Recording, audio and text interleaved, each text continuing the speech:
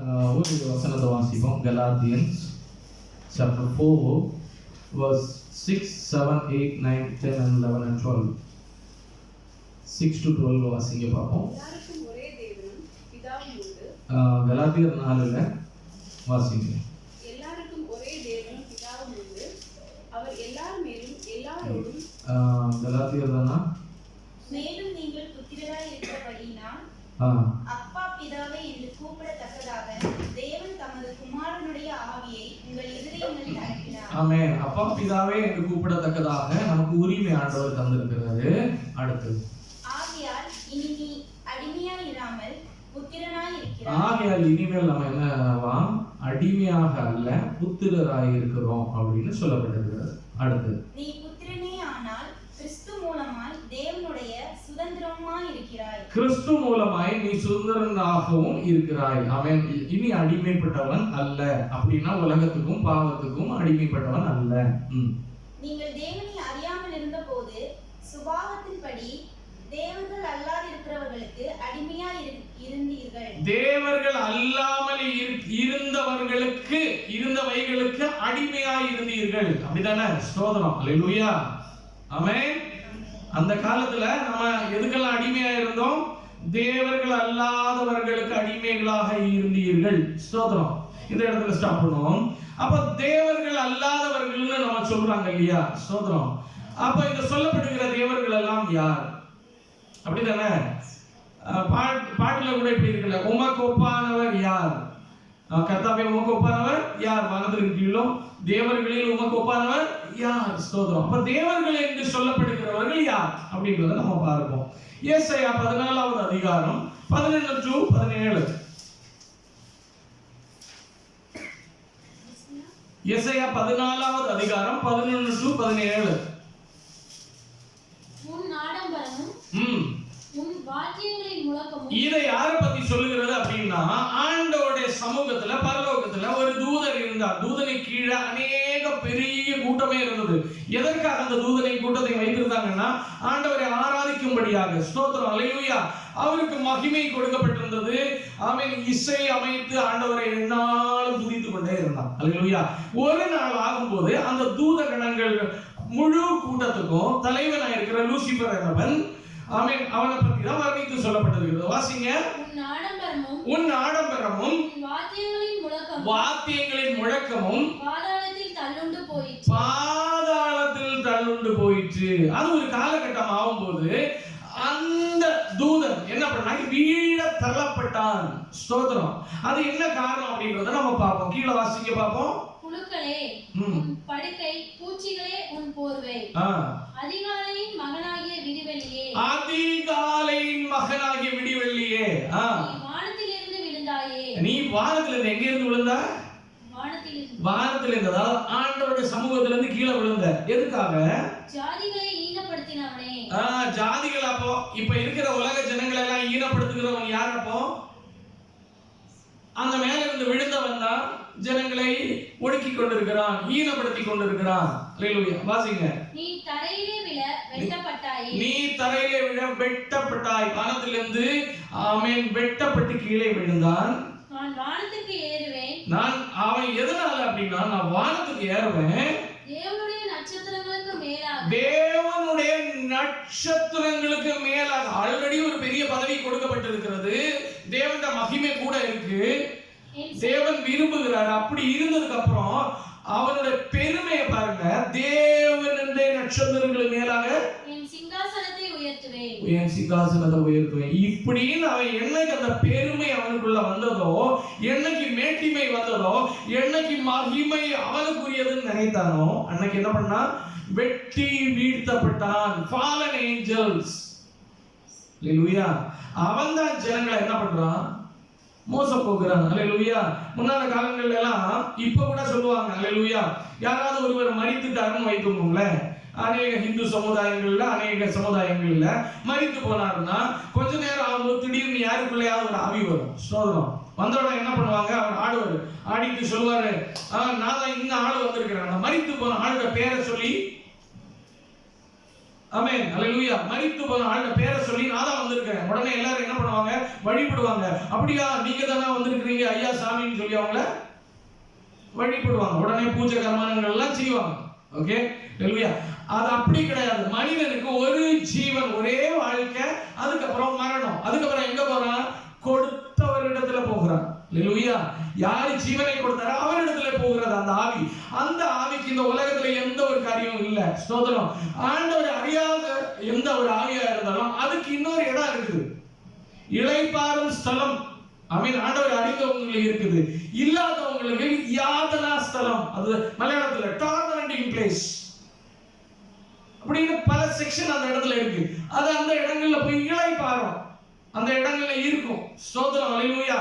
பூமிக்கும் அதுக்கும் சம்பந்தமே இருக்காது. ஒன்ஸ் இந்த பூமியில இருந்து போயிட்டால், ஒரு மனிதனுடைய ஆவி பிரிந்து போனால், அப்ப அந்த பேரை சொல்லி வருகிறது யாரு அப்படின்னா இந்த ஃபாலன் ஏஞ்சல்ஸ் தான். ஹalleluya. இவங்க தான் என்ன பண்றாங்க? மனிதனை வஞ்சிக்கும்படியாக நான் தான் வந்திருக்கிறேன்னு சொல்லி அந்த பேரை சொல்லி வருகிறது. ஹalleluya. புரியுதா இல்லையா? அந்த பேரை சொல்லி வருகிறது. ஜனங்கள் எல்லாம் என்ன நினைக்கிறாங்க? அந்த ஆவி தான் வந்திருக்கு. இனி புனர்ஜென்மம், ஜென்மம், மறு ஜென்மம் அப்படின்ற ஐடியாலஜி எல்லாம் எங்க இருக்குது? ஹalleluya. ஆண்டவரை அறியாத ஜனங்கள் மத்தியில இருக்குது. ஹalleluya. அப்படி எல்லாம் கிடையாது. ஹalleluya. ஒரே ஜீவன், ஒரே வாழ்வு பூமியில, அதுக்கப்புறம் அவரோடு உள்ள வாழ்க்கை தான். ஸ்தோத்திரம். இந்த பூமியோட வாழ்க்கை அதோட முடிந்து போகிறது. மறு ஜென்மம் எடுத்து கிளியாக, ஆடாக, மாடாக அப்படிலாம் வராது. ஸ்தோத்திரம், ஹalleluya. அப்படி நினைக்க வைக்கிறது இப்பேற்பட்ட fallen angels. ஹalleluya. அப்போ இந்த fallen angels தான் நான் இந்த ஆளா இருக்கிறேன், நான் அந்த பெருமான், இந்த பெருமான், அப்படி இப்படின்னு சொல்லிட்டு ஒவ்வொரு பேர்களை வைத்து என்ன பண்ணுது? தெய்வங்களாக. எத்தனை? 3030 தெய்வங்கள் இருக்கிறது. அத்தனை ஏஞ்சல்ஸ் கீழே விழுந்தது. ஹalleluya. அது ஒரு பெரிய கூட்டம். லூசிபர்ங்கிறது தலைவன். ஒரு இடமே அப்படி காலி ஆயிட்டு பரலோகத்தில் ஆண்டவரை துதிக்க முடியாத இடம். ஸ்தோத்திரம். அதற்காக தான் நம்மளை ஆண்டவர் தெரிந்து கொண்டார். பூமியில நம்மளை தெரிந்து கொண்ட அந்த இடத்தை ஃபுல்ஃபில் பண்றதுதான் ஆதாம் ஏவாளை படைத்தாரு. ஒரு பெரிய ஜெனரேஷனே எனக்கு ஆண்டவரை துதிக்குது அப்படின்னா ஹalleluya, அந்த இடத்தை ஃபீல் பண்ண. ஸ்தோத்திரம். இனி அதுதான் நம்மளும் செய்ய போறோம்.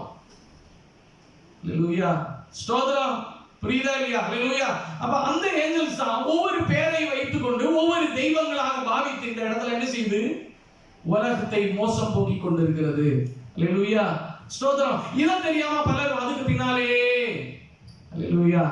ஆமென். ஞானம் உள்ளவன் ஆராய்ந்து பார்க்க கடவன். ஹalleluya. ஸ்தோத்திரம். ஏன் ஆராய்ந்து பார்க்க கூடாதா?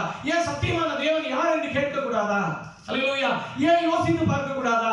ஏன் தரித்திருந்து பார்க்க கூடாதா? ஸ்தோத்திரம். இவ்வளவு படித்திருக்கிறாங்களே, ஹalleluya.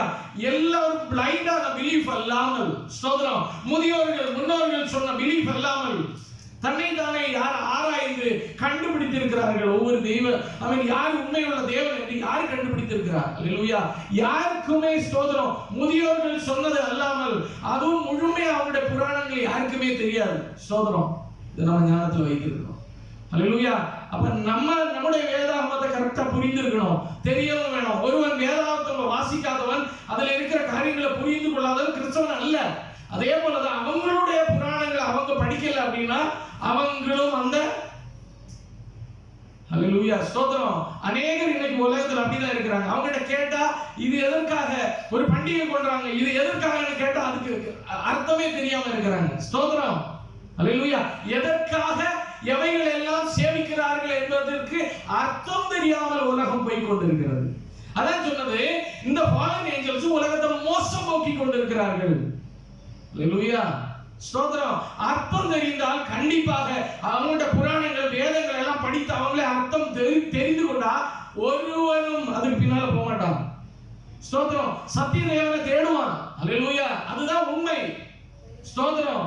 தேடிப்பார் கண்டடைவார். ஆண்டவர் சொல்லி இருக்கிறாரு, தேடுங்கள் கண்டடைவீர்கள், தட்டுங்கள் திறக்கப்படும். ஸ்தோத்திரம். ஹalleluya. ஸ்தோத்திரம்.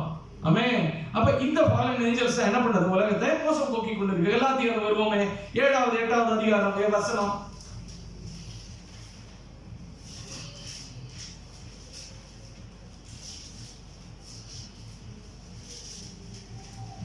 எட்டாவது வசனம் வாசிங்க. கலாத்தியர் 4:8. நீங்கள் தேவனை அறியாமல் இருந்த போது சுபாவத்தின்படி சுபாவத்தின்படி தேவர்கள் அல்லாதவர்கள். அப்படின்னா தேவனுக்குரிய எந்த மகிமையும் இல்ல. ஒரு மனிதனை போலவே பிறக்கிறான், மனிதனை போலவே சாகிறான். அல்லேலூயா. அப்பேற்பட்டவர்களை தேவர்கள் என்று சொல்லுகிறார்கள். அதாவது அதுதான் சொல்லியிருக்கு, தேவர்கள் அல்லாதவர்களுக்கு அடிமைகளாக இருந்தீர்கள். புரியுதா இல்லையா? ஆமென், ஸ்தோத்திரம். ஒரு தெய்வம் என்றால் அவருக்கு மரணம் இல்லை. ஸ்தோத்திரம். அவன் மரிக்கிறான் கொஞ்ச நாள் ஆகும்போது. ஸ்தோத்திரம். அல்லேலூயா. ராஜாக்கள் தேவர்கள் அல்லவே, மனிதர்கள் தேவர்கள் அல்லவே, தேவன் அல்லவே. ஒரே ஒரு தேவன் தான் உண்டு. அல்லேலூயா. ஆண்டவராகிய இயேசு கிறிஸ்து. அல்லேலூயா. இந்த மனித குலத்துக்கு அவரே உடையவர். ஸ்தோத்திரம். அல்லேலூயா. அல்லேலூயா. ஸ்தோத்திரம். அப்போ நம்ம அறியாமல் இருந்த போது சுபாவத்தின்படி தேவர்கள் அல்லாதவர்கள். அப்படின்னா I mean in characters, in என்ன சொல்றா, அவங்களுடைய வாழ்க்கையில அவங்களுடைய ஹியூமனா தான் இருந்தாங்க. அவங்களும் மரிக்கிறாங்க. நம்முடைய ஆண்டவராகிய இயேசு கிறிஸ்து மனிதனுக்காக வந்து மரித்தாரு. ஒரு அவதாரங்களும் மனிதனுக்காக வரல, மனிதனை பாவத்திலிருந்து மீட்டுக் கொள்ள வரல. ஆண்டவராகிய இயேசு கிறிஸ்து வந்தாரு. ஆண்டவர் நேசிக்க சொல்லி கொடுத்தாரு. ஆண்டவராகிய இயேசு கிறிஸ்து மரித்து உயிரோட எழும்பினாரு. அல்லேலூயா. எந்த தெய்வங்களும் இதுவரைக்கும் உயிரோட எழும்பினதாக சரித்திரம் இல்ல. ஸ்தோத்திரம். அதான் அவன் என்ன சொல்லும்படியாக சுபாவத்தின்படி. அல்லேலூயா. தேவர்கள் அல்லாதவர்களை நம்ம என்ன பண்ணோம்? அடிமைகளாய் இருந்தீர்கள். கீழே வாசிங்க 9. இப்பொழுதோ நீங்கள் தேவனை அறிந்திருக்க, தேவனால் அறியப்பட்டிருக்க, பலனற்றது. ஆமென். நீங்க இப்ப வழிபட்டு கொண்டிருக்கிற காரியங்கள்லாம் பலனற்றது, வேஸ்ட். பலனற்றதும் வெறுமையுமான வழிபாடுகளுக்கு நீங்கள் மறுபடியும் திரும்பி மறுபடியும் அவைகளுக்கு அடிமைப்படும்படி விரும்புகிறது எப்படி? சோதனம். அப்பேற்பட்ட ஐடியாலஜிக்கு நம்ம இன்னைக்கு இசைந்து கொடுப்பது எப்படி? ஒரு தேவனை அறிந்ததுக்கு அப்புறம் திரும்பவும் அப்பேற்பட்ட காரியங்களுக்கு போறது எப்படி? அப்பேற்பட்ட காரியங்கள் நம்முடைய வாழ்க்கையில நடைமுறை கொண்டு வருவது எப்படி? அல்லேலூயா. ஸ்தோத்திரம். அல்லேலூயா. அப்பேற்பட்ட காரியங்கள்ல உள்ள காரியங்களுக்கு நம்ம ஒத்து போவது எப்படி? உலகத்துக்கு எப்படி ஒத்து போவது? ஸ்தோத்திரம். 10வது வசனம் வாசிங்க. நாட்களையும் மாதங்களையும் காலங்களையும் வருஷங்களையும் பார்க்கிறீர்களே, நான் உங்களுக்காக பிரயாசப்பட்டது வீணாய் போயிற்றோ என்று உங்களை குறித்து பயந்திருக்கிறேன். கீழே சகோதரரே, என்னை போல ஆகுங்கள் என்று உங்களை வேண்டிக் கொள்கிறேன். நான் உங்களை போலும் ஆனேனே. எனக்கு நீங்கள் அநியாயம் ஒன்றும் செய்யவில்லை. அவர் சொல்றாரு, நான் உங்களுக்கு சொல்லி கொடுத்த எல்லா காரியங்களும் வேஸ்ட் ஆகி போயிட்டோ என்று நான் நினைக்கிறேன். இன்னைக்கு ஆண்டவர் சபைக்கு அதான் சொல்றாரு. அல்லேலூயா. ஆமென். பழைய காரியங்கள் எல்லாம் விட்டு, பழைய அல்லேலூயா வழிபாடுகள் எல்லாம் விட்டு ஆண்டவர் அறிந்ததுக்கு அப்புறம் திரும்ப அந்த வழிபாடுகளுக்கு கூட காரியங்களுக்கு நம்ம திரும்ப ஒத்து போகிறது எப்படி? அதான் அவர் சொல்றாரு, கலாத்தியருக்கு எழுதும்போது சொல்றாரு அவரு. அல்லேலூயா. நான் போதித்த காரியங்கள் எல்லாம் வீணாய் போயிட்டோ என்று எண்ணுகிறேன். ஸ்தோத்திரம். அல்லேலூயா. எதற்காக இந்த முன்னுரை அப்படின்னா, ஸ்தோத்திரம், பண்டிகைகள் அப்படின்ற காரியத்தை விளக்கும்படியாக. ஸ்தோத்திரம். அல்லேலூயா. எப்ப வரப்போகிறது என்னது?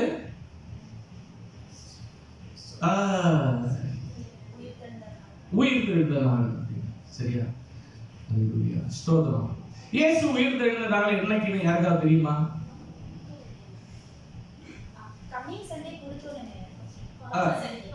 Bomb Sunday. அதெல்லாம் இயேசு உயிர்த்தெழுந்த நாள் யாருக்காவது தெரியுமா? ஸ்தோத்திரம். அல்லேலூயா. வல்லுநர்கள் கூட கண்டுபிடிக்கல, அது பழைய காலம், ரொம்ப நாள் ஆயிடுச்சு. ஓகேவா?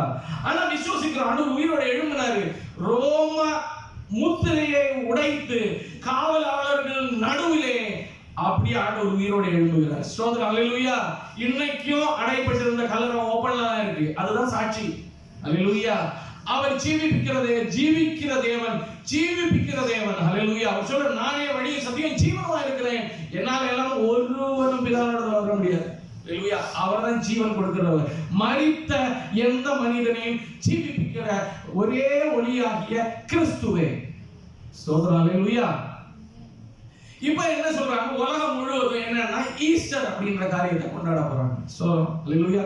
வருகிற நாட்கள்ல அல்லேலூயா ஸ்தோத்திரம். கொலோசியர் 2:16-17-20 எல்லாம் வாசிக்கும் போது, கொலோசியர் 2:16-17-20 ஆகையால் போஜனத்தையும் பானத்தையும் குறித்ததாவது, பண்டிகை நாளையும் மாத பிறப்பையும் ஓய்வு நாளையும் குறித்ததாவது ஒருவனும் உங்களை குற்றப்படுத்தாதீர்கள். ஒருவன் பண்டிகை நாளுக்கு வைத்து நீங்களும் இதே மாதிரி பண்டிகை கொண்டாடுறீங்களே, நாங்க கொண்டாடுற மாதிரி நீங்களும் கொண்டாடுறீங்களே, நாங்களும் அங்க பொங்கலை கொண்டாடுறோம், நீங்களும் இங்க இதே மாதிரி கொண்டாடுறீங்களே அப்படின்னு கூச்சப்படுத்தாதபடி அவைகள் வரும் காரியங்களுக்கு நிழலா இருக்கு. இது வரும் காரியங்களுக்கு நிழலா இருக்கு. அப்படின்னா இனி சம்பவிக்க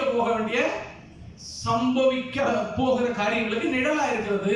ஆமென், அல்லேலூயா. அடுத்து அவைகளின் பொருள் கிறிஸ்துவை பற்றினது, ஒன்லி ஆண்டவரை பற்றினது. அதுதான் பண்டிகை. ஸ்தோத்திரம். ஆண்டவர் வர போறாரு, அறுவடை செய்ய போறாரு, அது ஒரு பண்டிகை. அன்னைக்கு நான் சொல்லி தந்திருக்கேன் இதெல்லாம். அல்லேலூயா. இனி அவர் கதிரை களஞ்சியத்துல சேர்த்து கொண்டு பரலோகமே சந்தோஷிக்கிற ஒரு பண்டிகை நாள் இருக்குது. புரியுதா? அது ஒரு பண்டிகை. இப்படி அது கிறிஸ்துவை பற்றியது பண்டிகை. அல்லேலூயா. நமக்கு பண்டிகைகள், இப்பேற்பட்ட பண்டிகைகள் நமக்கு உரியது அல்ல. இனி ரோமர் 14:5-6 வாசிங்க. ரோமர், சரி, பண்டிகை என்ன? நமக்குள்ள பண்டிகை இங்க உலகத்துல இருக்க என்ன பண்டிகைகள் நம்ம கொண்டாடலாம்? ரோமர் 14:5-6. அன்றியும் ஒருவன் ஒரு நாளை மற்றொரு நாளிலும் விசேஷமாக எண்ணுகிறான், வேறொருவன் எல்லா நாட்களையும் சரியாக எண்ணுகிறான். அவனவன் தன் தன் மனதிலே முழு நிச்சயத்தை உடையவனாய் இருக்க கடவன். நாட்களை விசேஷித்துக் கொள்கிறவன் கர்த்தருக்கென்று விசேஷித்துக் கொள்கிறான். இப்படி நாட்களை விசேஷித்துக் கொள்கிறவன் யாருக்கு என்று செய்யணுமா? கர்த்தருக்கென்று. ஒரு உபவாச நாள், நான் கர்த்தருக்காக காத்திருக்கிறேன். அல்லேலூயா. ஒரு காத்திருப்பு ஜெபம், அதான் விசேஷித்தது. அல்லேலூயா. ஒரு உபவாச நாளை மேற்கொள்கிறான், கர்த்தரோடு இசைந்திருக்கிற காலம். ஸ்தோத்திரம். அது ஒரு பண்டிகை. அல்லேலூயா. ஸ்தோத்திரம். ஒரு காத்திருப்பு நாள். அல்லேலூயா. அது ஒரு பண்டிகை. ஸ்தோத்திரம். அவன் கர்த்தரை சந்திக்கும் நாள், பர்சனல் ஆண்டவரை சந்திக்கிறோம் ஜெப அறையில, அது ஒரு பண்டிகை. அல்லேலூயா. ஆண்டவர் நம்மளோட, ஒரு மணவாளன் மணவாட்டியோட இசைந்து பேசிக்கொண்டு இருக்கிற ஒரு அனுபவம். மோசேயோட ஆண்டவர் பேசினாரு, யோவானோட பேசினாரு, அதுதான் பண்டிகை. அதுதான் நமக்கு இருக்கிற சந்தோஷத்தின் பெருநாள். அல்லேலூயா. ஸ்தோத்திரம். நான் நடந்து போயிட்டு இருக்கும், ஆண்டவர் என்னோட பேசிக்கிட்டே வராருன்னு வச்சுக்கோங்களேன், அதுதான் விசேஷம். ஸ்தோத்திரம். என்னுடைய வாழ்க்கையில் கர்த்தருக்கென்று ஸ்தோத்திரம். கர்த்தருடைய பேரை சொல்லி அப்படின்னு கிடையாது. கரெக்ட் தானே? கர்த்தருடைய பேரை சொல்லி அவர் உயிரோட எழுப்பினாரு அப்படின்னு கிடையாது. கர்த்தருக்கென்றோட பண்டிகை. ஸ்தோத்திரம். இதே மாதிரி உள்ள பண்டிகைகள் நம்ம கொண்டாடலாம். ஆமென். ஒரு ஃபாஸ்டிங் பிரேயர் போட்டா, அது இன்னைக்கு எங்களுக்கு பண்டிகை, ஃபாஸ்டிங் பிரேயருக்கு நாங்க போய் பிரேயர் பண்ண போறோம். எதுக்காக? என்ன செய்ய போறோம்?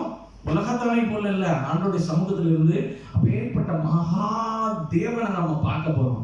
அது ஒரு பண்டிகை நாள். ஸ்தோத்திரம். அல்லேலூயா. ஆமென். இததான் நம்ம பண்டிகைன்னு சொல்லணும். அல்லேலூயா. ஆமென். மற்றபடி உலகம் சொல்லுகிற எந்த காரியங்களும் நமக்குரியது அல்ல. அநேக பண்டிகைகள் இருக்கு. கிறிஸ்துமஸ், தீபாவளி, ரக்ஷாபந்தன், பொங்கல், ஹோலி, ஈஸ்டர், துக்கவெள்ளி, ஞாயிறு, குருத்தோலை பெருநாள், எதுவுமே அல்லேலூயா நமக்கு என்று சொல்லப்பட்டது அல்ல. ஸ்தோத்திரம். இதெல்லாம் பண்டிகை நாளாக ஆச்சரிக்கப்பட வேண்டிய அல்ல. ஸ்தோத்திரம். ஏன் அப்படின்னா, நம்ம பார்க்க போறோம், இந்த ஈஸ்டர்னு சொல்லப்பட்ட காரியம் எதற்காக வந்துச்சு, எப்படி வந்துச்சு? ஈஸ்டர் ஒரு பேகன் ஃபெஸ்டிவல். அப்படின்னா, நம்ம இப்படி மொபைல் எல்லாம் வச்சிருக்கிறோம்ல, சும்மா அப்படி ஸ்க்ரோல் பண்றதை விட, அவன் ஈஸ்டருக்கும் தேவனுக்கும் என்ன சம்பந்தம்னு சொல்லிட்டு அதில் போட்டு நம்ம என்னைக்காக பார்த்துருக்கிறோமா? சொல்றோம். பார்க்கணும் விருப்பம் இருந்திருக்கா? How was Easter originated? நம்ம முதல்ல நார்மலா நம்ம கூகுள்ல போட்டோம்னு வச்சுக்கோங்களேன், ஈஸ்டர்ன்றது என்னன்னு போட்டா வரிசையா வரும். ஈஸ்டர் ஆண்டவரை குறித்தது, ஆண்டவரை குறித்தது, ஆண்டவரோட உயிர் தெழுதல், அப்படி இப்படி நல்லா மரித்து உயிர் எல்லாம் பேசுவாங்க. இப்படிதான் இருக்கும். ஆனா நம்முடைய கேள்வி எப்படி இருக்கிறதோ அதற்கு ஏற்றாப்புல அதுல பதிலும் இருக்கும். ஸ்தோத்திரம். அல்லேலூயா. ஆமென். அப்ப நம்ம கேள்வி எப்படி இருக்கணும்? How was Easter originated? Hallelujah. Where was it originated? போட்டு பார்க்கலாம் இல்லையா? தெரியும் இல்லையா நமக்கு? ஞானம் உள்ளவன் ஆராய்ந்து பார்க்க கடவன். போட்டுக்கா இல்லையா? ஸ்தோத்திரம். பைபிள்ல இருக்கா இல்லையா? ஆராய்ந்து பார்க்கணும். அல்லேலூயா. எங்க இருந்து டெரைவ் ஆனது அப்படின்னா, அது ஒரு pagan festival derived from ஈஸ்டோரே, இல்லனா ஈஸ்டோரியா அப்படின்னு சொல்லிட்டு ஒரு பேர்ல இருந்து உண்டானது. ஸ்தோத்திரம். அல்லேலூயா. இது ஒரு ஆங்கிலோ சாக்சன் காடஸஸ். ஆமென். அந்த காடஸஸோட பேர் அது வரிசையா வரும். அல்லேலூயா. காடஸஸோட பேர். அல்லேலூயா. அந்த காடஸஸ் வந்து காடஸஸ்னா என்னது? தேவதை. அல்லேலூயா. அதோட ஸ்பெஷாலிட்டி என்ன அப்படின்னா வார் அண்ட் ஃபெர்டிலிட்டி. அப்படின்னா என்னது? வார் அண்ட் ஃபெர்டிலிட்டி, சண்டையும் பண்றதுக்கும்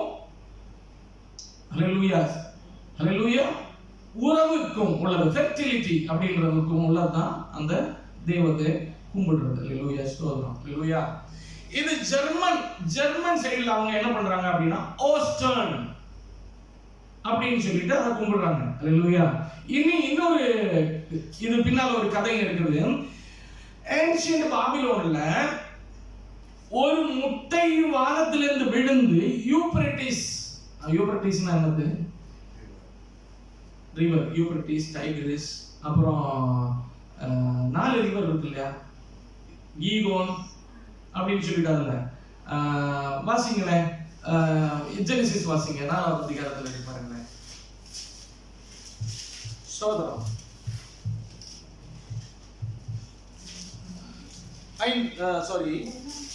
ரெண்டாவதுல 12வது வசனம் வாசிங்க. முதலாம் ஆற்றுக்கு பைசோன் என்று பெயர், 2வது ஆற்றுக்கு என்னது? கீகோன் என்று பெயர், 3வது ஆற்றுக்கு இதக்கேல், ஐபிராத். அல்லேலூயா, ஸ்தோத்திரம். யூப்ரட்டிஸ், ஐபிராத்னா யூப்ரட்டிஸ். அல்லேலூயா. டைகிரிஸ் அப்படின்னா இதக்கேல இருக்கிறோம். அல்லேலூயா, ஸ்தோத்திரம். யூப்ரட்டிஸ் அண்ட் டைகிரிஸ் இது எந்த இடத்துல போகுது? எத்தியோப்பியா தேசத்தை சுற்றி ஓடுகிறது. அதுல இருக்கு பாருங்க, 2வது அதிகாரம். ஆமென், ஸ்தோத்திரம். அப்ப இந்த யூப்ரட்டிஸ் ரிவர்ல வந்து ஒரு முட்டை மேல இருந்து வந்து விழுந்ததா வானத்துல இருந்து, அது ஹேட்ச் ஆகி ஒரு காடஸஸ் உருவாயிட்டான். ஸ்தோத்திரம். அதோட பேர் என்ன அப்படின்னா அஷ்டார். அல்லேலூயா. அதுக்கு அஷ்டாரே கடைசியில பைபிள்ல எல்லாம் சொல்லியிருக்கு. அஸ்தரோத்துக்கு சொல்லியிருக்காரு அநேக இடங்கள்ல. அஸ்தரோத்துக்கு தூபம் காட்டி. ஸ்தோத்திரம். இது எங்க இருக்கு? ஏன்ஷியன்ட் பாபிலோன் ஜனங்கள் எல்லாம் இதை கொண்டாடினாங்க. ஜெர்மன் எப்படி கொண்டாடினாங்க அப்படின்னா ஓஸ்டர்ன், ஈஸ்டோரே அப்படின்னு சொல்லிட்டு ஒரு பேர்ல அவங்க கொண்டாடுறாங்க. அல்லேலூயா. இப்படி ஒவ்வொரு நாட்டுக்கும் பேர் வித்தியாசமே தவிர கான்செப்ட் ஒண்ணுதான். சரியா? இந்த கான்செப்ட் மூலமா எங்க இருந்து வந்தது, மூல காரணமாக எங்க இருந்து உருவானதுன்றத நம்ம சொல்ல போறோம். அல்லேலூயா. இனி சிவிலைசேஷன், நாகரிகம். எத்தனை நாகரிகம் வந்து? நாகரிகம் அப்படின்னா மனிதனுடைய நடைமுறைகள், செயல்கள், அவனுடைய பழக்க வழக்கங்கள் உருவானது. சரியா? எங்க இருந்து உருவானதுன்னா முதல்ல வந்து நைல் நதி நாகரிகம், மெசொப்பொத்தேமியா அல்லது சுமேரியன் சிவிலைசேஷன் சொல்லுவாங்க. அதுக்கப்புறம் நைல் நதி இல்ல, சுமேரியன் சிவிலைசேஷன். அல்லேலூயா. சுமேரியன்ஸ் அப்படின்னா, சுமேரியா அப்படின்னா அது அவங்களுடைய லாங்குவேஜ். மெசொப்பொத்தேமியா அப்படின்ற இடங்கள்ல இருந்து உருவானது. இந்த மெசொப்பொத்தேமியா தாண்டி போறதா யூப்ரட்டிஸ் அண்ட் டைகிரிஸ். ஜெனசிஸ் 2:14 நம்ம பார்க்கும்போது இருக்குது. சரியா? அப்ப இந்த நாகரிகம் 4000 BCE, அதாவது ஆதி முதல் தொடங்கி 2500 BCE வரைக்கும், அதாவது முதல்ல 4000 ஆண்டு பின்னோக்கி போகுது. அதுக்கப்புறம் 0 ஆகுது. அதுக்கப்புறம் 1, 2, 3 சொல்லி இன்னைக்கு 2025ல வந்திருக்கிறோம். அப்படிதானே? 4000 பிளஸ் 2025 எத்தனை? 6025 வருஷம் தான் ஆகுது மனிதன் இந்த உலகத்துல பிறந்து. பூமிக்கு வயசு இருக்கலாம், மனுஷன் பிறந்த அவ்வளவுதான். அப்ப அந்த 0ல இருந்து அங்கிட்டு 4000ல இருந்து தொடங்கி 2500 வரைக்கும் அந்த நாகரிகம் இருந்தது. என்ன நாகரிகம்? சுமேரியன், மெசொப்பொத்தேமியா நாகரிகம். ஆமென். Sumerian civilisation. அந்த நாட்கள்ல சுமேரியா, அது இந்த மெசொப்பொத்தேமியான்றது ஈராக்ன்ற இடங்கள், இப்ப இருக்கிற ஈராக். 2வது நாகரிகம் ஈஜிப்சியன் நாகரிகம், நைல் நதி நாகரிகம். 3வது வந்து இண்டஸ் வேலி, சிந்து சமவெளி, அதான் நம்ம ஏரியாக்கள். 4வது வந்து சைனீஸ் சிவிலைசேஷன். இது 1500 BCல இருந்து அங்கிட்டு. அல்லேலூயா. இப்படி ஒவ்வொருத்தவங்களுக்கும் ஒவ்வொரு நாகரிகங்கள், அவங்களோட பழக்க வழக்கங்கள், மனிதன் டெவலப் ஆனது. அவ்வளவுதான். இந்த நாகரிகங்கள் எதுக்கு சொல்றேன் அப்படின்னா, மெசொப்பொத்தேமியா நாகரிகம் இருந்த காலகட்டத்துல, அதாவது ஆதாம் ஏவாள் பிறந்து உருவாக்கப்பட்டதுல இருந்து 4000ல இருந்து எடுத்து 2500 வரைக்கும். புரியுதா? 1500 வருடங்கள். புரியுதானே? 1500 வருடங்கள்ல அசீரியன்ஸ், பாபிலோன், இவங்களுடைய தெய்வமாக பார்க்கப்பட்டதுதான் யாருன்னா ஈஸ்டார் அப்படின்னு சொல்லிட்டு. இப்ப 2 இடங்களை நம்ம பார்த்தோம். ஒன்னு ஆன்சியன் பாபிலோனை பார்த்தோம், அடுத்து ஜெர்மன் அந்த சைடு பார்த்தோம். இனி வேர்ல்டு வைட்ல அநேகம் இதே மாதிரி இருக்குது. இப்ப நம்ம பார்க்கறது அசீரியா தேசத்துல ஈஸ்டார் அப்படின்னு சொல்லிட்டு. அந்த ஈஸ்டார் எப்படி வந்துச்சுன்னா ஈஸ்டர் அப்படின்னு சொல்லி ஒரு பேர்ல இருந்து வந்ததான். இந்த ஈஸ்டர்னு சொல்றத யாருடைய பேர் அப்படின்னா செமிரபிஸ் அப்படின்னு சொல்லிட்டு. இந்த செமிரபிஸ் யாரு? நோவாவின் பேரப்பிள்ளை. யாரு பேரப்பிள்ளைன்னா ஜெனரேஷன்ல வந்தது. நோவாவின் ஜெனரேஷன்ல வந்த ஒரு ஸ்திரீ தான் செமிரபிஸ். அந்த செமிரபிஸ் அவங்களுக்கு ஒரு கணவர் இருக்கிறாரு. கணவர் இருந்ததுக்கு அப்புறம் அவங்க கல்யாணம் ஆகுது, கணவர் இருக்கிறாங்க. நம்ம அதை வாசிக்கும் போது எங்க வருது அப்படின்னா ஜெனிசிஸ் வாசிங்க 10வது அதிகாரம் 6வது வசனம் வாசிங்க. காமுடைய குமாரர் கூஷ், மிஸ்ராயிம், பூத், கானான் என்பவர்கள். அடுத்து கண்டினியூ பண்ணுங்க. கூஷுடைய குமாரர் சேபா, ஆவிலா, சப்தா, ராமா. இதுல பாருங்க, இவர்கள் காமுடைய குமாரர் கூஷ், மிஸ்ராயிம், கானான் என்பவர்கள். கூஷுடைய குமாரர் சேபா, அவிலா, இப்படி அநேக இருக்கு. இப்ப கூஷுடைய பரம்பரையில, அதாவது காமுடைய பரம்பரையில 6வது வசனம் பாருங்க, காமுடைய குமாரர்களில பரம்பரையில வந்தவர் தான் யாருன்னா நிம்ரோது. அல்லேலூயா. யாரு? நிம்ரோது. அப்போ இந்த நிம்ரோதுக்கு முன்னால், நிம்ரோது யாருடைய பிள்ளை தெரியுமா? இந்த செமிரபிஸ், அதாவது நோவாவுடைய பேத்திக்கு பையன் தான் யாரு? நிம்ரோது. நிம்ரோது யாரு? நிம்ரோதின் தாய் யாரு? சுமரபிஸ். சுமரபிஸ் ஆல்ரெடி ஒரு கல்யாணம் பண்ணியிருந்தா. கொஞ்ச நாள் ஆனதுக்கு அப்புறம் போட்டு தள்ளிட்டாங்கன்னு நினைக்கிறேன். போட்டு தள்ளதுக்கு அப்புறம் அந்த சுமரபிஸ் என்ன பண்ணாங்க? பையனை கல்யாணம் பண்ணிக்கிட்டாங்க. நிம்ரோத கல்யாணம் பண்ணாங்க. ஹஸ்பண்டே போட்டு தள்ளிட்டு பையனை கல்யாணம் பண்ணி அப்படி ஒரு வாழ்க்கை அவங்க வாழ்ந்துருக்கிறாங்க. அதுதான் அந்த காடுக்கு என்ன பேரு? ஃபெர்டிலிட்டியும் வாரம்ன்றது என்ன தெரியுமா? அதுக்கப்புறம் என்ன பண்ணாங்க? இந்த நிம்ரோது செத்து போனான். இவங்களுடைய இம்மாரல் அஃபேர்ஸ்னால நிம்ரோது செத்து போயிடுறான், கொன்னுறாங்க. இவங்களை என்ன செய்யறாங்க? கவர்னர், சிரியாவுடைய கவர்னர் என்ன பண்றாங்க? கூட்டிட்டு வராங்க. பார்த்துட்டு அழகை பார்த்துட்டு இப்படி கூட்டிட்டு வர்றாங்களா, அவங்க என்ன பண்றாங்க? நினிவேக்கு அந்த கவர்னர் கூட்டிட்டு போறாங்க. நினிவேயோட ராஜாவாகிய நெய்னஸ் என்ன பண்றாரு? பார்த்துட்டு அந்த கவர்னரை போட்டு தள்ளிட்டு, கவர்னர் இதெல்லாம் பார்த்துட்டு அவளை திரும்ப இன்னொரு கல்யாணம், இப்படி அநேக திருமணங்களை செய்து செய்து செய்து கடைசியில் என்ன பண்றாவ? அவதான் ஒரு ராணியா இருந்து எல்லா தேசங்களையும் பிடிக்க தொடங்குறா. அந்த இடத்துல லிபியா, பெர்ஷியா, நார்த் ஆப்பிரிக்கா இங்கெல்லாம் ஃபைட் போடுறான். போட்டுட்டு கடைசியில இந்தியா தேசத்துக்கு விரோதமா வந்த போது அங்க இருந்து தாக்கப்பட்டு அவனுடைய சரீரத்துல காயப்பட்டு இறந்து. இதுதான் அந்த செமிரபிஸ்ன்றவங்க கதை. இந்த செமிரபிஸ் தான் லேட்டரா அவர் ஜனங்களுக்கு எல்லாம் குயினா இருந்ததுன்னா என்ன சொன்னா அப்படின்னா, அவன் இறந்து போன அவருடைய கணவர் நிம்ரோதாக அவதாரம் எடுத்திருக்கிறாங்க. அதனாலதான் நிம்ரோத பையனை நான் கல்யாணம் பண்ணேன் அப்படின்னு சொல்லி ஒரு தேவதை, அவ்வளவு ஒரு வானாரக்கு. அதுக்கும் ஒரு இதுல இருக்கு, எரேமியால 44:15-19 வாசிங்க. அதுல தெரியும், கரெக்டா போட்டிருக்கு. வானரக்கனி, அதாவது என்ன சொல்லலாம்? Queen of heaven. எரேமியா 44:15-19. அப்பொழுது தங்கள் ஸ்திரீகள் அந்நிய தேவர்களுக்கு தூபம் காட்டி தூபம் காட்டினதாக அறிந்திருந்த எல்லா புருஷரும் பெரிய கூட்டமாய் நின்றிருந்த எல்லா ஸ்திரீகளும் எகிப்து தேசத்தில் பத்ரோசிலே குடியிருந்த சகல ஜனங்களும் எரேமியாவுக்கு பிரதியுத்தரமாக, நீ கர்த்தருடைய நாமத்தில் எங்களுக்கு சொன்ன வார்த்தையின்படியே நாங்கள் உனக்கு செவி கொடுக்காமல் எங்கள் வாயிலிருந்து புறப்பட்ட எல்லா வார்த்தையின்படியேயும் நாங்கள் செய்து வானராக்கினிக்கு தூபம் காட்டி. குயின் ஆஃப் ஹெவன், வானராக்கினிக்கு தூபம் காட்டி. புரியுதா இல்லையா? இந்த காடஸஸ் லேட்டரா அவ தெய்வம் அதுக்கப்புறம் என்ன ஆகுது அப்படின்னா இம்மோரல் அஃபேர்ஸ்னால உருவாகிறது யாரு? தம்மூஸ். அந்த லேடி மரிக்கும் முன்பாக கடைசியா 10 பிள்ளைங்க பேர் என்னது? தம்மூஸ். தம்மூஸ் வரலாம் அங்கே நிக்கட்டும். அந்த லேடி தன்னைத்தானே ஒரு தெய்வமாக பாவித்து, நான் இப்பதான் முதல்ல சொன்னேன், தெய்வம் அல்லாதவர்களாக இருக்கிறவங்க தெய்வங்களாக வழிபட்டு கொண்டு, புரியுதா இல்லையா? ஜனங்கள் அப்படிதான் இருக்கிறாங்க. அவங்களுக்குள்ள அந்த தெய்வம் மறிக்குது, மறித்து இன்னைக்கு வரைக்கும் ஒண்ணும் இல்லாம போயிட்டு, ஆனாலும் அந்த தெய்வத்தின் பேரை வச்சுட்டு அநேகர் கும்பிடுறாங்க இன்னைக்கும். ஆமென். புரியுதா இல்லையா? உலகத்துல இதுதான் நடந்துட்டு இருக்கு. அப்போ அந்த லேடி தெய்வமாக தன்னை ஒப்பு சொன்னதுனால ஜனங்கள் எல்லாம் என்ன பண்ணாங்க? ஃபாலோ பண்ண தொடங்கினாங்க. அந்த லேடிக்கு ஒரு வழிபாட்டு ஸ்தலம் உருவாக்குனாங்க. வானர் அக்னிக்கு எரேமியாவுல தூபம் காட்டுறாங்க. தெரியுதா இல்லையா? அப்ப எவ்வளவு கேப் இன் பிட்வீன் இருக்குது.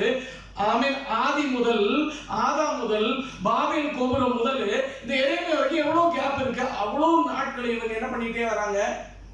ஒரு கூட்டத்தர், பெரும் கூட்டத்தர் வானர் அக்னியை சேவித்துட்டு தான். புரியுதா இல்லையா? அவன் இது இப்படியே கண்டினியூ ஆகி வரும்போது என்ன ஆகுது அப்படின்னா, அந்த லேடி, இந்த சுமெரோமிஸ்ன்ற லேடியோட பேரை ஈஸ்டார் அப்படின்னு சொல்லி அவங்க கும்பிட்டு கொண்டே வந்தாங்க. அந்த ஈஸ்டார் அப்படின்றதான் கடைசியில ஈஸ்டர் என்று மாறினது. அது எப்படி மாறினதுன்னு நான் சொல்றேன். அப்போ ஏடி இப்போ 4000 BCE இருந்து எடுத்து ஏடி ஆண்டவராக இயேசு கிறிஸ்து, ஆனோ டொமினி, ஆண்டவர் ஆகிய இயேசு கிறிஸ்து வந்து மரித்து உயிரோடு எழும்பி 300 ஆண்டுகள் தாண்டி 312வது ஆண்டு, புரியுதா? ஆண்டவராக இயேசு கிறிஸ்து மரித்து உயிரோடு எழும்பி போனதுக்கு அப்புறம், ஆண்டவர் வந்ததுக்கு அப்புறம் 312வது ஆண்டுல எம்பரர் கான்ஸ்டன்டைன் அப்படிங்கிற ஒரு எம்பரர் வரார். அந்த எம்பரர் ரோமர். அவர் என்ன பண்றாருன்னா, ரோம்ன்றது ஒரு நம்ம இங்க இருக்கிற இந்த பெரும் பட்டணத்தை போல பெரிய பட்டணம். எல்லா தேசத்தாரும் அந்த இடத்துல இருக்கிறாங்க. புரியுதா இல்லையா? ஜெர்மன் நாட்டுக்காரங்க இருக்கிறாங்க, எத்தியோப்பியா, ஆப்பிரிக்கா, அமெரிக்கா பரவதான் கண்டுபிடிக்கப்பட்டது. இப்படிப்பட்ட எல்லா தேசங்கள்ல இருந்தும், ஈவன் இந்து தேசத்துல இருந்து ஆட்கள் இருக்கிறாங்க. அவங்க கொண்டாடுறாங்க. யார் கொண்டாடினாங்க?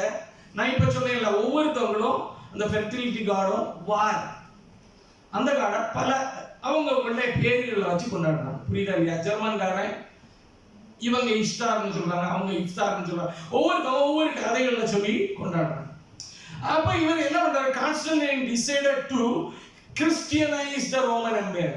ரோமன் எம்பையர் என்ன பண்ணாங்க? கிறிஸ்தவ நாடாக கிறிஸ்தவர்களை மாற்றணும்னு நினைத்தார். யார் நினைத்தார்? கான்ஸ்டன்டைன். எப்போ?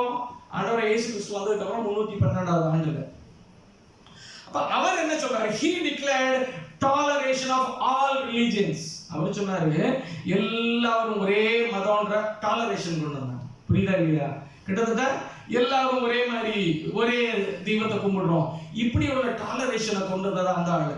கொண்டு வந்ததுக்கு அப்புறம் தான் அவர் இந்த இஷ்டார்னு கும்பிட்டு இருந்த இந்த இது எப்ப இருந்தது தெரியுமா? இதை கும்பிட்டு இருந்த இந்த ஃபெஸ்டிவல்ஸ் அப்படியே என்ன பண்ணாங்க? ஈஸ்டர்ன்ற ஒரு பேர்ல போட்டு கிறிஸ்தவர்கள் ஆக்கப்பட்டவங்க. அன்னைக்குதான் ஆர்சி ரோமன் கத்தோலிக்கர்கள் சொன்னோம் இல்லையா? உருவானது எப்போ? கான்ஸ்டன்டைன் காலத்துல உருவாச்சு. அதுக்கு முன்னாலே கிறிஸ்தவம் இருக்குது. இவங்க என்னைக்கு உருவானாங்க? இவங்க சொன்ன ஆதி மதத்துல இருக்கிறோம். ரோம கத்தோலிக்கர்கள் சொல்றோம் இல்லையா? இந்த காலகட்டத்துல கான்ஸ்டன்டைன் வழியா வந்தது. அவங்கதான் டாலரேஷன் ஆஃப் ஆல் ரிலிஜியன்ஸ் அப்படின்னு சொல்லி கொண்டு வந்து இந்த செலிப்ரேஷன் எல்லாம் நடுவுல கொண்டாது. இன்னைக்கு கிறிஸ்தவ நடுவுல ஈஸ்டர்னு சொல்லி கொண்டாடுறது, கிறிஸ்துமஸ் கொண்டாடுறதெல்லாம் அவங்களால உருவாக்கப்பட்டது. கான்ஸ்டன்டைன் உருவாக்குனது. எதை பேஸ் பண்ணி உருவாக்குனாங்கன்னா இப்ப ஏற்பட்ட வழிபாடுகளை பேஸ் பண்ணி. புரியுதா இல்லையா? இப்ப ஏற்பட்ட வழிபாடுகள் அங்க நடந்துட்டு இருந்தது. பல ஜனங்கள் அங்க இருந்தாங்க. அவங்க எல்லாருக்கும் சரி சமமாக ஈஸ்டர். இப்ப கூட நம்ம கத்தோலிக்கர்கள் போகிற தேவாலயத்துல வந்து மேரி மாதாவும் ஒரு குழந்தையை தூக்கி வச்சுட்டு இப்படி இருப்பாங்க. இருக்கும் இல்லையா? குழந்தை இருக்குமா இல்லையா? கையில இருக்கிற தம்முசும் இது செமிரமிசும் அதுல அதே அடையாளங்களை தான் அப்படியே குழந்தை அங்க வச்சிருக்கோம். நம்ம என்ன சொல்றோம்? மரியாளும் இயேசுவும் அப்படிதானே சொல்றோம். அந்த தேவதையின் பிள்ளை தம்மூஸ், அது என்கிட்ட போட்டோ வரைக்கும் இருக்கு, நான் குரூப்ல ஷேர் பண்ணல. அததான் நம்ம என்ன பண்றோம்? இப்பேற்பட்ட தெய்வங்களை அல்லாதவர்களை என்ன செய்யறாங்க? உலகம் கும்பிட்டு இருக்கு. நம்ம தெளிவுள்ளவர்களா இருக்கணும். இப்ப கான்ஸ்டன்டைன் காலத்துலதான் இந்த காரியங்கள்லாம் வந்து என்ன ஆகுது அப்படின்னா, இந்த வொர்ஷிப்ஸ் எல்லாம் இப்படி உருவானது, இந்த சட்டத்திட்டங்கள் உருவானது. இனி டிசம்பர் 25 அந்த நாட்களில தான் இந்த தம்மூஸ்ன்ற ஆளு பிறக்கிறாரு. யார்? சுமரபிசுடைய கள்ள தொடர்பு வழியா உண்டானது தம்மூஸ்ன்ற பையன், அவங்களோட பையன். டிசம்பர் 25, 22, 23, 24 அந்த தேதிகள்ல இதை அவங்க கொண்டாடுறாங்க. அதை தான் நம்ம கிறிஸ்துமஸ் கொண்டாடுறோம். யாரை கொண்டாடுறோம்? கிறிஸ்துவ கொண்டாடுறோம். அவங்க கொண்டாடுறாங்க, தம்மூசை கொண்டாடுறாங்க. எவ்வளவு கேவலமா இருக்கு பாத்தீங்களா? நம்ம மூல காரணமா எங்க இருந்து வந்தது? அது பேகன் வொர்ஷிப்ல இருந்து வந்திருக்கு. இப்ப நம்ம இதெல்லாம் நம்ம ஆராய்ந்து பார்த்தால், ஒருவன் ஆராய்ந்து பார்த்தா தெரியும் அதுங்க மூல காரணம் எங்க இருந்து வந்திருக்கு. நம்ம இதை ஆராதிக்கணுமா, நம்ம இதை செய்யணுமா, செய்யக்கூடாதா? ஒரு கிறிஸ்தவன் எந்த ஒரு செயலை செய்தாலும் ஆண்டவருக்குள்ள யோசிக்கணும், இது நல்லதா, சரியா, தவறா. முன்னால ஒரு சகோதரி கூட சொன்னாங்க, கிறிஸ்துமஸ் ட்ரீன்றது சிலுவையை காட்டுகிறது. ஏன்னா சிலுவையில திளிர்த்து நிற்கிறா கிறிஸ்துமஸ் ட்ரீ, திளிர்த்து இருக்கா சிலுவை. ஆமென். அதுக்கு பின்னாலும் ஒண்ணு இருக்குது. ஆமென். அந்த ஆளு அதுலயே இருக்குது. நிம்ரோது மரித்து கொல்லப்பட்டு காட்டுல கொல்லப்பட்ட போது எந்த இடத்துல கொல்லப்பட்டு விழுந்தாரோ அந்த இடத்துல காய்ந்திருந்த ஒரு பைன் ட்ரீ திணறு விட்டு மேல வந்துச்சான். வந்த உடனே என்ன சொன்னாலா இந்த லேடி சொல்லிச்சா, நிம்ரோதுண்ட மறு ஜென்மமாகி ஒரு இது முளைச்சு வந்திருக்கு அப்படின்னு சொல்லிட்டு ட்ரீ வழிபாடு உண்டாயிடுச்சு. நிம்ரோது மரித்து அவனுடைய ஆவி உயிரோட எழும்பி ஒரு மறு ஜென்மம், ஒரு குழந்தையாக உருவாகி இருக்கிறது. இப்படி எல்லாம் பல அவங்களுடைய ஐடியாலஜியை கொண்டு வந்து புகுத்து கடைசியில அதுக்கு ஏற்றாப்புல பின்னால போகுது. அதான் கிறிஸ்துமஸ் ட்ரீ கொண்டு வர்றாங்க. இப்படி அநேக காரியங்கள் இதுக்கு பின்னால இருக்குது. நம்ம கிறிஸ்தவர்கள் என்ன செய்யணும்? இதுல இருந்தெல்லாம் விலகணும். ஆண்டவர் இந்த டைம்ல இல்ல, நம்ம எல்லா நாளும் கர்த்தர் நம்மோட இருக்கிறார். எல்லா நாளும் கிறிஸ்து நமக்குள்ள இருக்கிறார்னா நமக்குள்ள பிறந்து இருக்கிறாரு. இப்பேற்பட்ட பேகன் வொர்ஷிப் நான் கேட்கிறது இந்த கேள்வி பாருங்க. அதாவது கிறிஸ்துமஸ் 25ஆம் தேதி தான் பண்ணணுமா? அதுக்கு முன்னால நம்ம பண்ணக்கூடாது. ஏன் நவம்பர்ல பண்ணக்கூடாது? பண்ணனா உலகம் ஏற்றுக்கொள்ளாது. கரெக்டா இல்லையா? உலகம் ஏற்றுக்கொள்ளாது. உலகம் ஏற்றுக்கொள்றதுக்காக நம்ம வந்து அந்த பேகன் வொர்ஷிப்பை பண்ணணுமா? ஸ்தோத்திரம். எப்பேற்பட்ட அசுத்தத்துக்கு நேரா போயிட்டு இருக்கு. எல்லா கிறிஸ்தவர்களும் இதெல்லாம் செய்யறாங்க. நம்மளுக்கு தாங்க என்ன செய்யணும்? ஆராய்ந்து பார்க்கணும். ஒருவன் ஆராய்ந்து பார்த்தால், ஆண்டவர் சொல்றார், ஞானம் உள்ளவன் ஆராய்ந்து பார்க்க கடவன். ஸ்தோத்திரம். இப்பேற்பட்ட வழிபாடுகள் நமக்குள்ள வரக்கூடாது. ஆண்டவர் சொல்றாரு, ஒரு வேறுபட்ட சந்ததி, ஒரு வேறுபட்ட சந்ததி தான் ஆண்டவர் விரும்புகிறார். ஸ்தோத்திரம். நம்ம ஒரு காரியத்தை ஆண்டவர் வணங்குறோம் அப்படின்னா எதற்காக வணங்குறோம்? நாளில் ஆண்டவர் என்ன செய்தாரு? இப்பேற்பட்டது எல்லாத்தையும் ஆராய்ந்து பார்த்ததுக்கு அப்புறம் தான் ஹல்லேலூயா ஸ்தோத்திரம். நம்ம ஆண்டவரை விசுவாசித்து இருக்கிறோம் அப்படின்னா அவர் நமக்கு அடிக்கப்பட்டாரு, நமக்காக ரத்தம் சிந்தினாரு. அவரும் முதல்ல நேசம் கொடுத்ததுனால நம்ம என்ன பண்றோம்? இன்னைக்கு ஜீவித்து இருக்கிறோம். அவர் நமக்காக செய்த தியாகம் பெருசு. எதையுமே நம்ம என்ன செய்யறோம்? ஆராய்ந்து பார்க்கிறோம். இப்பேற்பட்ட விஷயங்கள் ஆராய்ந்து பார்க்க கடவோம். ஸ்தோத்திரம். ஹல்லேலூயா ஹல்லேலூயா ஹல்லேலூயா. எந்த ஒரு செயலை செய்யும் முன்பாகவும், எந்த ஒரு வார்த்தையை பேசும் முன்பாகவும், ஹல்லேலூயா, எந்த ஒரு சிந்தனை வரும் முன்பாகவும், இது கர்த்தருக்கு பிரியமா இருக்குமோ? இது கர்த்தருக்கு பிரியமான செயலோ? இது தேவன் விருப்பப்படுகிற காரியமோ? ஸ்தோத்திரம் ஸ்தோத்திரம்.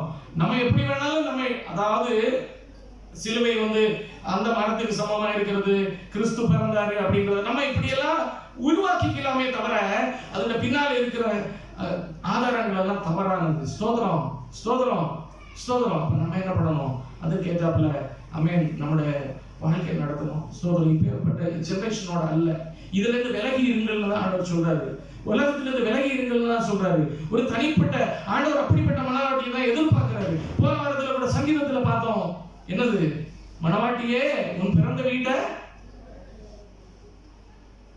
விட்டு வாசிங்க. 40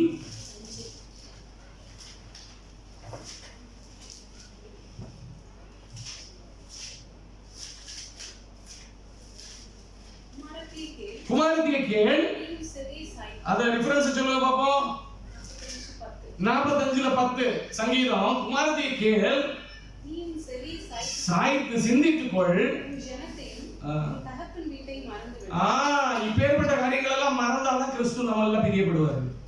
எல்லாமே பைபிள்ல இருக்குது, சொல்லப்பட்டிருக்கிற எல்லா காரியங்களும் இவைகள் எல்லாமா சொல்லப்பட்டிருக்கு. கண்டிப்பா ஆமென். ஆண்டவர் சொல்லியிருக்கிறாரு, கடைசி காலத்தின் அறிகுறிகளை, ஆண்டோட வருகை நாட்களை, ஆமென், அந்த கிறிஸ்துவின் தொடக்கத்தை, ஆமென், 666 முத்திரையை ஆராய்ந்து பார்க்க கடவுள்னு சொல்லியிருக்கிறாரு. ஞானம் உள்ளவன் ஆராய்ந்து பார்க்க கடவுள். அதே சொல்லும்போது இதை செய்யாமல் இருந்த ஆண்டவர் விருப்பப்படுவாரா? ஸ்தோத்திரம், ஹல்லேலூயா. எல்லாவற்றுக்கும் நம்மளை ஆராய்ந்து பார்த்து நம்முடைய வாழ்க்கையை நடத்த வேண்டிய காலத்தில் இருக்கிறோம்.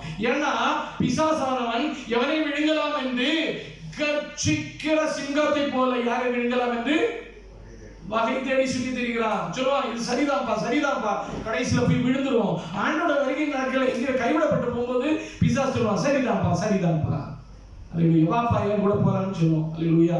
இப்ப நம்ம கேர்ஃபுல்லா இருக்கணும். கிறிஸ்துவன் என்றால் நம்ம எப்பவுமே நமக்கு விரோதமா இதே மாதிரி அநேக காரியங்கள் இருக்கு. ஈவன் கிறிஸ்தவர்கள் என்று சொல்லப்படுகிறவர்கள் மத்தியிலேயும் தவறான போதனைகள் அநேகம் இருக்கு. நம்ம கேர்ஃபுல்லா இருக்கணும், ஞானம் உள்ளவனா இருக்கணும். ஆண்டவருக்குள்ள, ஆண்டோட தேவனுடைய ஞானம் நமக்குள்ள பெருகணும் நம்ம பார்ப்போம். ஸ்தோத்திரம், அல்லேலூயா. இப்பேற்பட்ட உலக காரியங்கள் இருந்து நம்ம விலகி இருப்போமாக. ஸ்தோத்திரம். அப்பேற்பட்ட உலக ஆச்சாரங்கள் நமக்குள்ள வராமல் இருப்பதாக. ஸ்தோத்திரம், அல்லேலூயா. கண்களை மூடுவோம். ஆமென். ஸ்தோத்திரம். நன்றி பிதாவே, ஹல்லேலூயா. நன்றி ஆண்டவரே. ஸ்தோத்திரம் ஐயா. உலகம் அதில் உள்ளவைகளும் இப்படி இருக்கிறது. ஸ்தோத்திரம். கர்த்தரை எதிர்பார்க்கிற ஒரு நீதி, கர்த்தரை எதிர்பார்க்கிற ஒரு மனவாட்டி.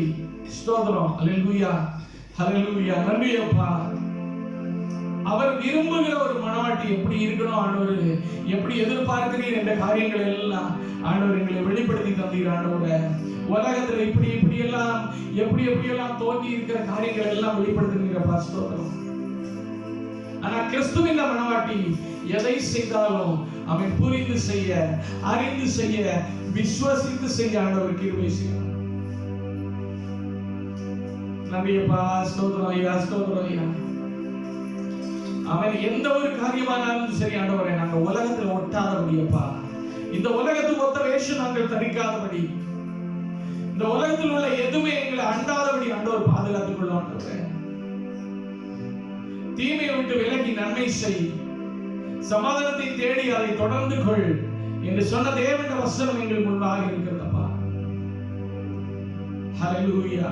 நாங்கள் வாசித்தது போல தேவர்கள் அல்லாதவைகளாய் இருக்கிறவைகளை வழிபட்டுக் கொண்டிருக்கிற காலகட்டத்தில் அப்பா, நாங்கள் தவறி போகாதபடி கிறிஸ்துவுக்குள்ளாய் நிற்க ஆண்டவர் கிருபை செய்யும்.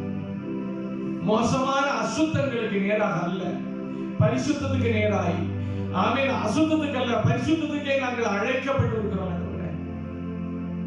ஒப்பு கொடுக்கிறோம் ஐயா, எங்களை ஒப்பு கொடுக்கிறோம் ஐயா.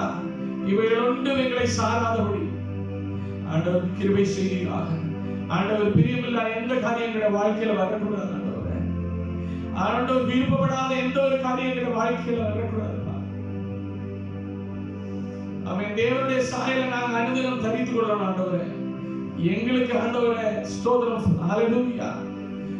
பண்டிகை உண்டு அப்படின்னா ஆண்டவரே, அது தேவனோடு நாங்கள் செலவு பண்ற டைம் ஆண்டவரே, அதான் எங்களுக்கு சந்தோஷம். பண்டிகை தான் தேவனுடைய பாதத்தில் இருக்கிறதா எங்களுடைய பண்டிகை நாள் ஆண்டவரே. ஸ்தோத்திரம்.